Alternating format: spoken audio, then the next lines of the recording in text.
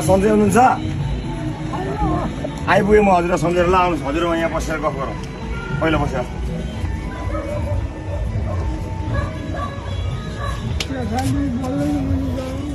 त्यही त सम्झिराखेको थिएँ मैले तपाईँलाई अहिले यहाँ सोधेँ बुवा कता हुनुहुन्छ भने तपाईँ हुनुहुन्छ भनेर भन्नुभयो अनि हजुरसँग त्यहाँ धारो ल्याउँदा नि भेट भयो त्यहाँ पुलमा पनि भेट भयो अस्ति यहाँ आउँदा जहिले पनि भेटेर जान्छु नि तपाईँलाई त होइन ठिक छ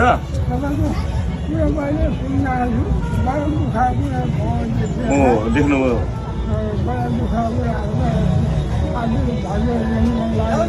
केही भएन बुवा अब यो सत्यको विजय हुन्छ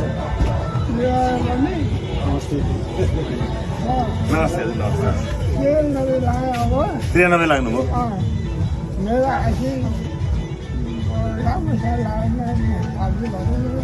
होइन पर्दैन बुवा बोल्नु पर्दैन हजुरलाई मैले सम्झेर आएको यहाँ आएपछि त कहाँ हुनुहुन्छ बुवा भनेको यही हुनुहुन्छ भनेर भन्नुभयो अब बराबर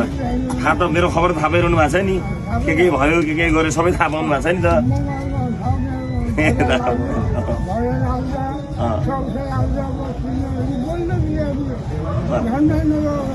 है अहिले त राम्रो छ अलि भरिलो हुनुभएछ अस्ति अलिक दुलो हुनुहुन्थ्यो